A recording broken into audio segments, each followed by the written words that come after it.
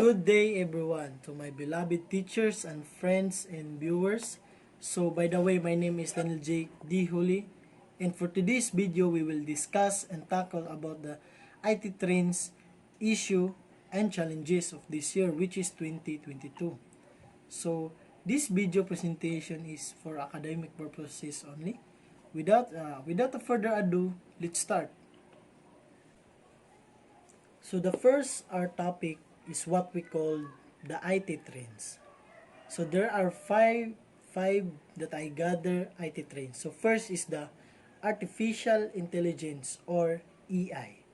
AI has already received a lot of buzz in the past decades, but it continues to be one of the few new technology trends because of its notable effects on how we live, work, and play are only in the early stages.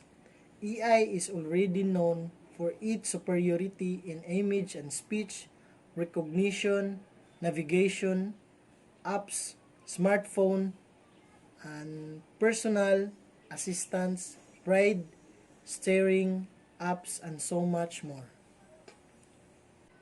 So the second IT trends is what we call robotic process automation or RPE. RPE is another technology that is automating jobs. RPE is the use of software to automate business process such as interpreting application, processing, transaction, dealing with data, and even replying to emails. RPE automates repetitive tasks that people used to do. The third IT change is what we call blockchain.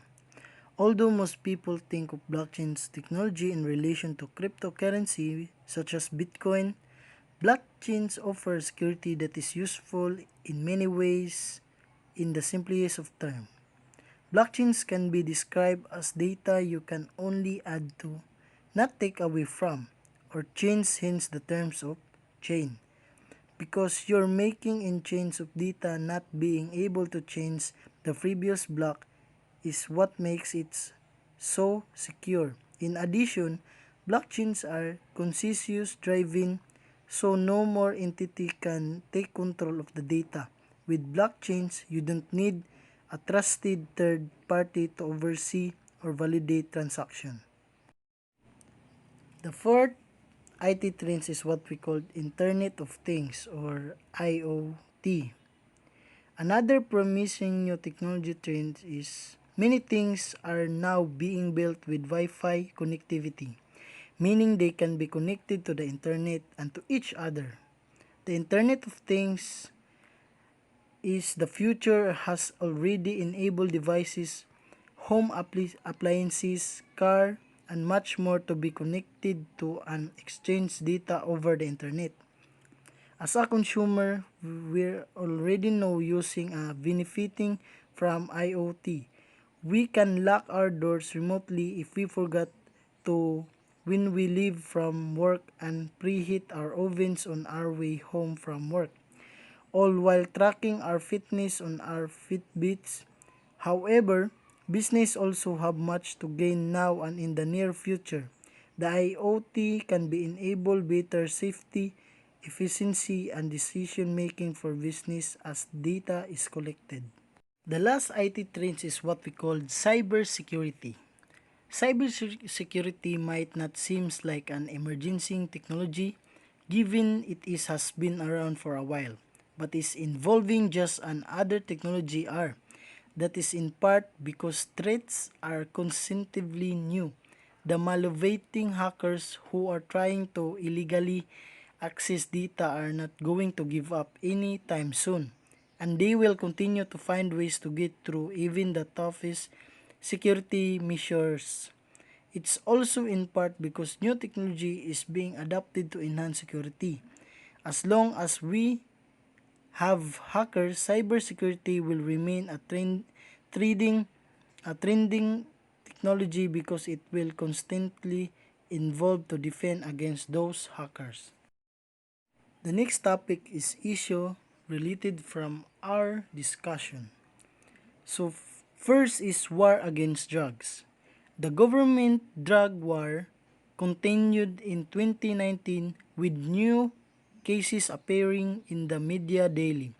The modus operandi for the killings involved policy raiding homes and apprehend alleged drug dealer or user who intended of being taken into custody would be reported died with the police claiming self-defense.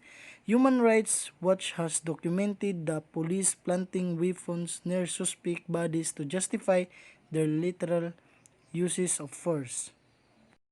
The second issue is killing of political activists, community leaders, and human rights defenders. The extrajudicial killings by security forces under agents of political activists, environmentalists, and human rights defenders continue, most notable on the central Philippines islands of Negros. According to a Rappler tally, there were 116 killings on Negros from July 1 to 2016 to August 27, 2019. While some cases may be drug-related, most victims were activists, former group leaders, reflecting the violent land conflicts that has wrecked the islands for decades. The killings on Negros speak in July when 14 land activists were fatally shot in single week. Death penalty.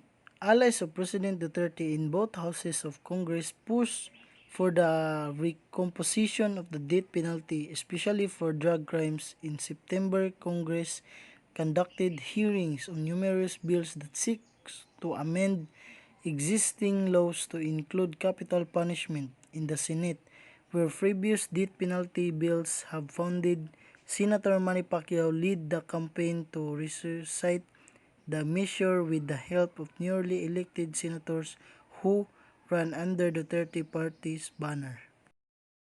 The last topic is the challenges that we face in 2022.